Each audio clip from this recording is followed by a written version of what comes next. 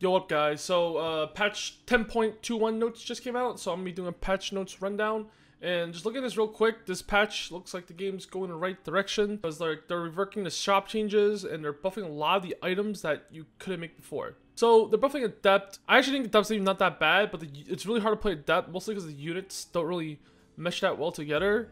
So it was underplayed, so that's a good buff. Mystic is a really small buff, so it's okay because they're buffing Chalice and Ludens.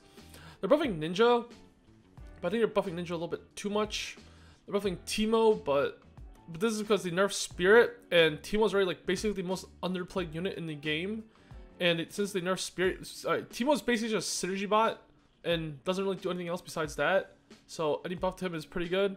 Nidalee they're buffing, but I think they're buffing Nidalee a little bit too much. They're buffing Kennen and buffing Ninja at the same time, which is okay, I guess.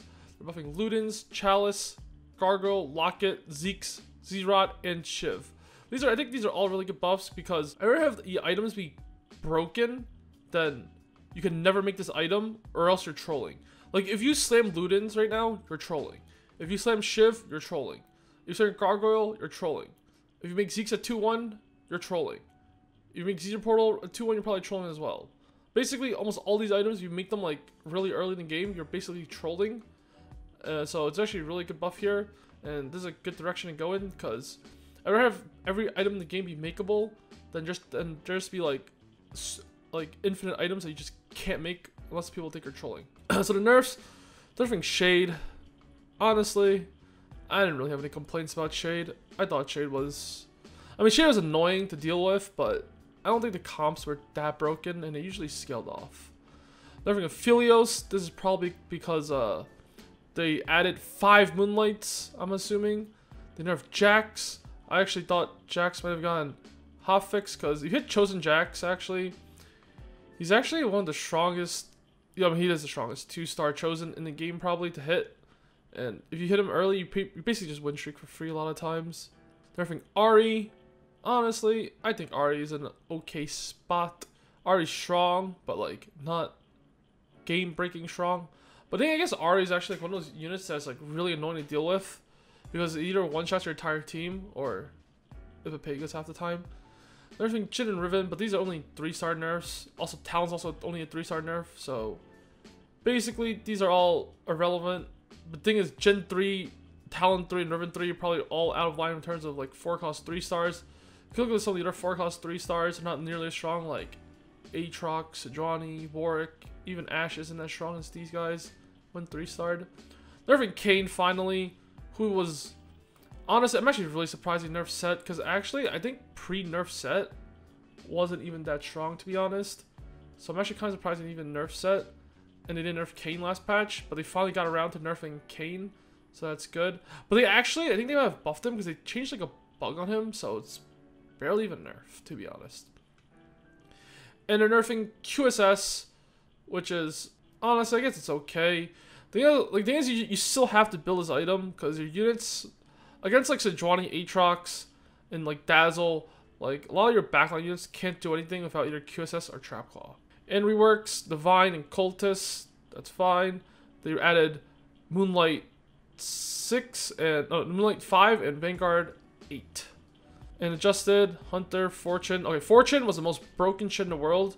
Like, I'm actually so happy to nerf Fortune because if you hit like a Fortune early, or like even Fortune chosen early, if you hit like 3 Fortune, like around like 2-5 or before, it was actually so broken half the time if you cashed out early.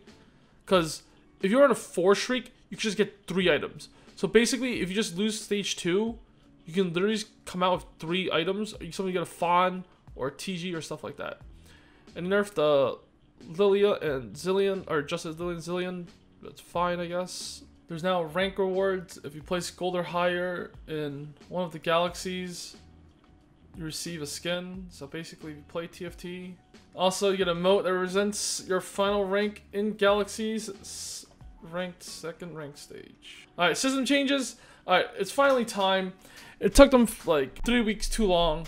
Honestly, I wish this never went through, but they removed the Fate Change shop to prohibit unbought champions from repeating in consecutive shops. It's actually like one of the worst changes in the game because it actually created so many like 3-star 4 costs Literally every single other game I would see a 3-star 4 cost. Also, this actually made it so like a lot of times you just couldn't buy a lot of champions. So like a lot of mid games, if you're like suboptimal openers, sometimes you wouldn't even buy the units. So I actually like this change a lot because it makes it so there's less 3-star 4 costs, and it makes people play a little more flexibly. They modified the Chosen to reduce some worst Lux case and streakiness, so that's a good change. So you're never guaranteed to see a Chosen by 2-2. It used to be you'd be able to guarantee see a Chosen by 2-5, but they just moved a little bit earlier so that you can always hit one like earlier on. Next up is traits. So first they buffed Adept from 2.35 to 2.447.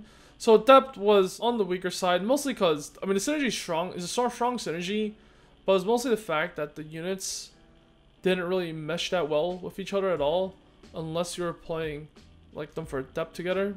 So this buff is, I actually think Adept wasn't even that bad, but I guess it's fine. Hunter went from 175% at all levels to 150, 175, 200, and 225. So basically, it's just a 2 Hunter nerf, and everything else got buffed.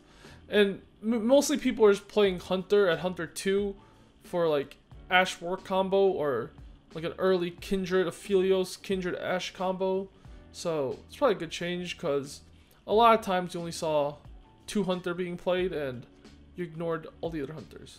So this one, can't tell if it's a meme one or it's broken. Most likely it's gonna be a meme one, because they also nerfed Aphelios, I think, and also nerfed Diana a little bit. But Moonlight 5 now exists, so now instead of leveling up only 1 unit, you can now level up 2 of your Moonlights to 4 stars. This is mostly a YouTuber change for like people like Scara. So Mystic Magic Resist, they buffed it by like 5.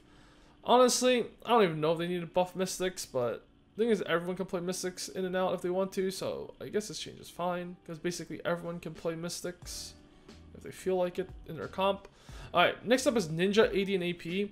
I don't like changes where they buff the numbers from 5120 to 5150 at like such a fast rate, because I feel like this should go to like maybe like 130 or even 140 at first. But I don't like the fact that they're buffing it from 120 to 150 in one go, because ninjas aren't even that bad. Because you like a Chosen Akali, a lot of times that shit is like broken.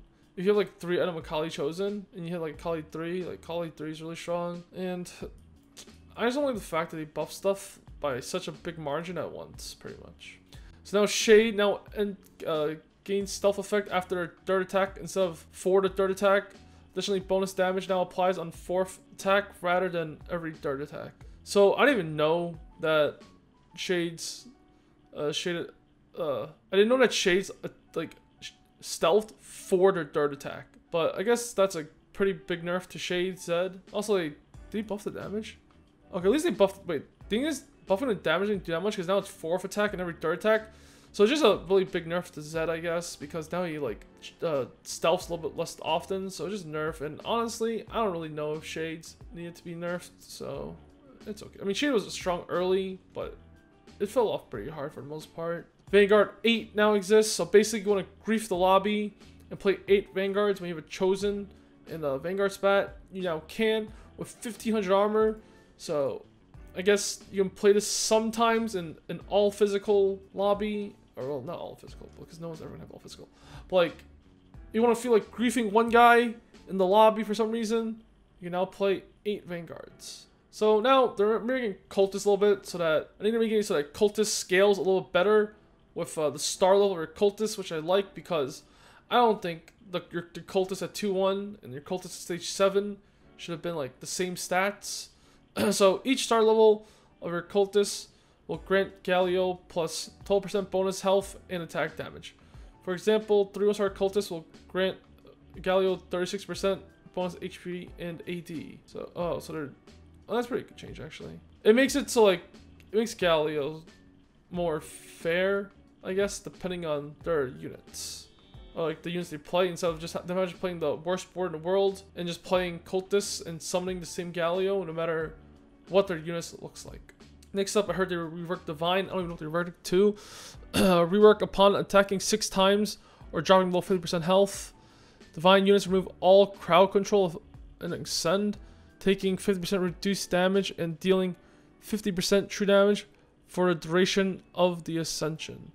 So, oh, they just added to a timer? Okay. So now, when you Ascend, you take 50% less damage, deal 50% more true damage. And 2 Divines 4 seconds, 4 Divine 7 seconds, 6 Divine 10 seconds, 8 Divine 14 seconds. I'm looking at this. 8 Divine looks horrible. And these stats, I mean, they look really strong, but I can't really tell. I mean, I have to play this out to see how good it is.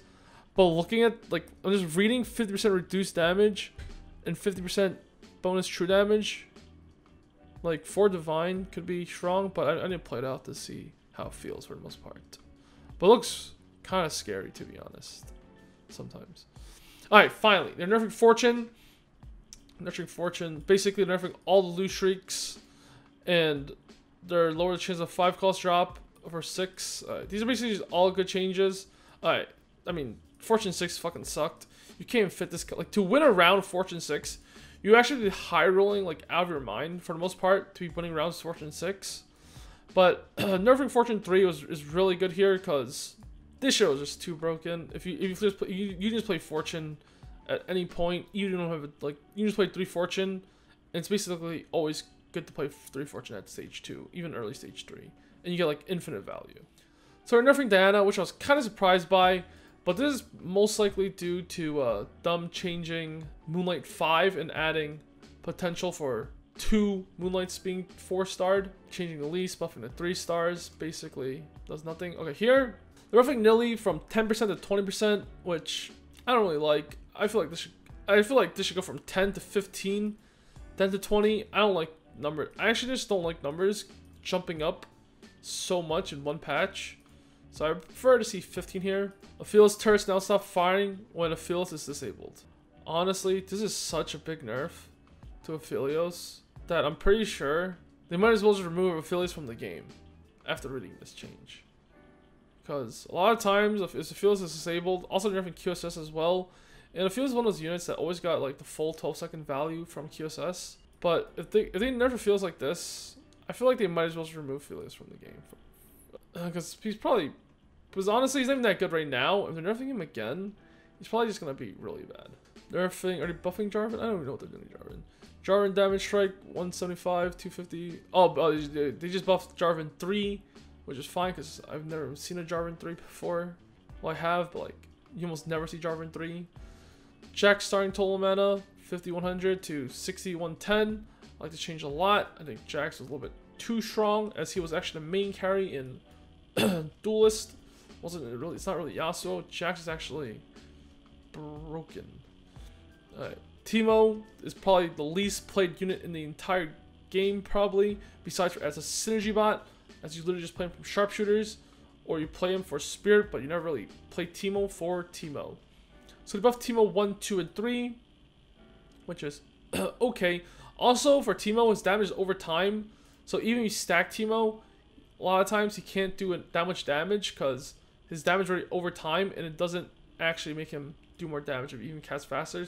With like the Sojin sharpshooter combo. Next up is Kennen.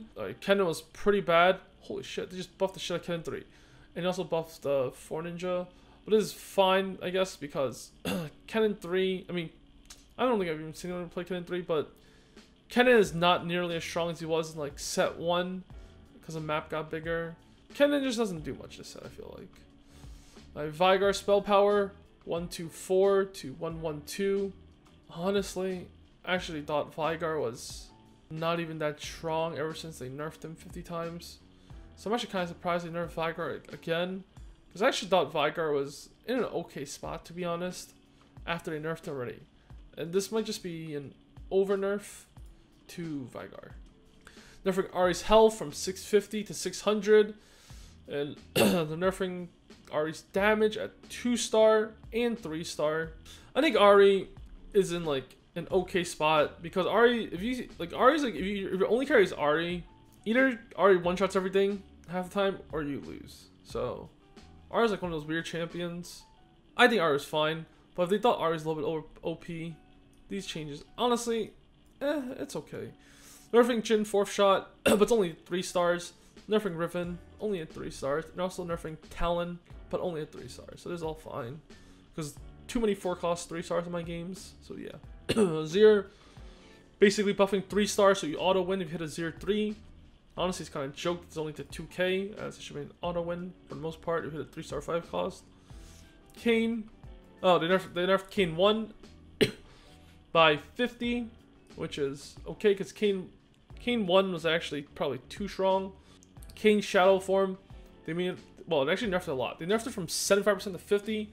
So blue Kayn was basically generally almost always better, unless your items or depending on your items. But for the most part, blue Kayn was better because just one-shots or units, and there's no counterplay unless they have Trap Claw.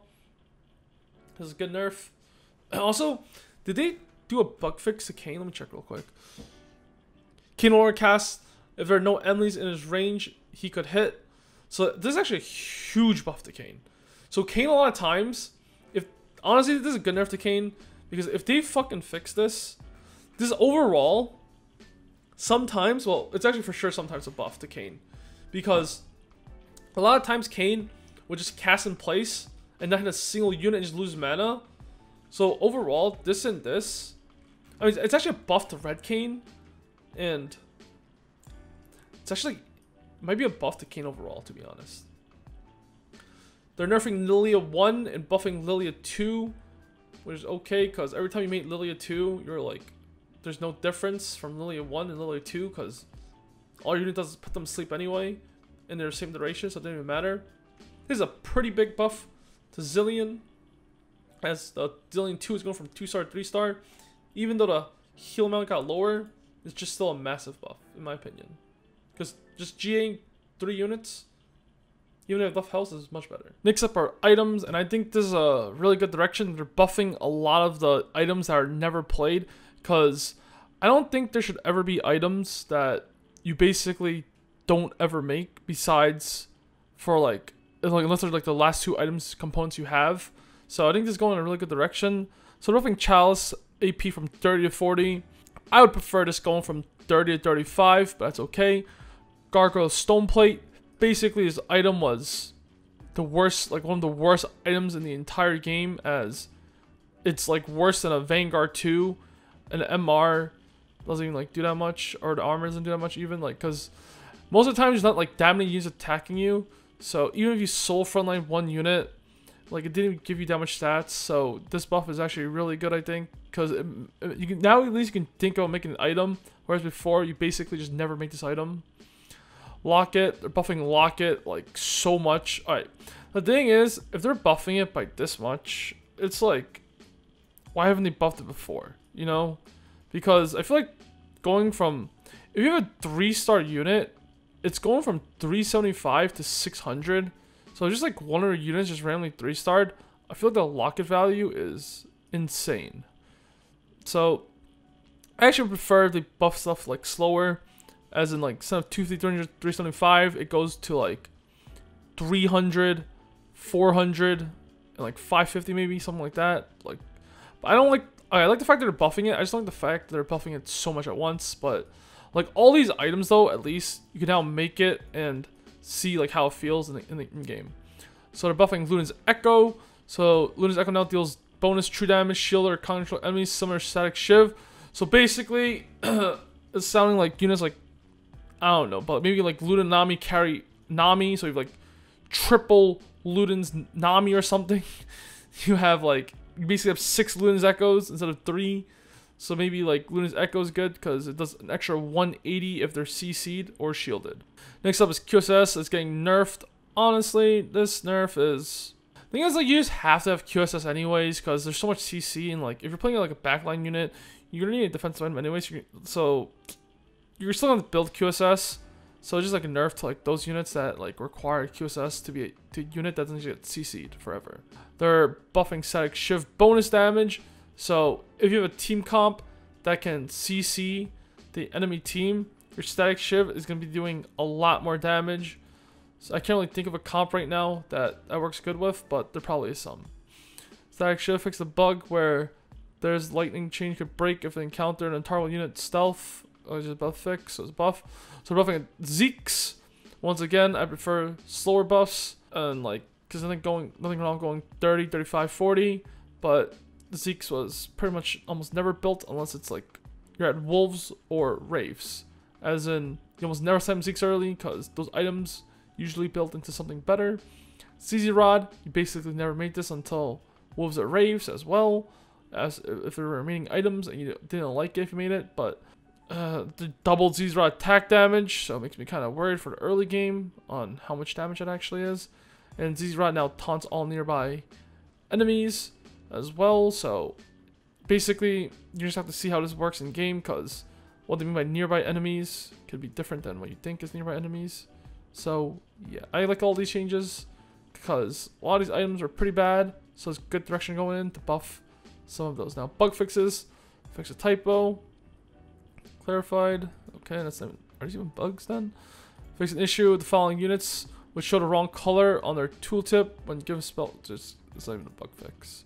Pike ability now hits slightly in front of him, allowing him to uncorner. That's not a bug fix. That's just them changing the unit.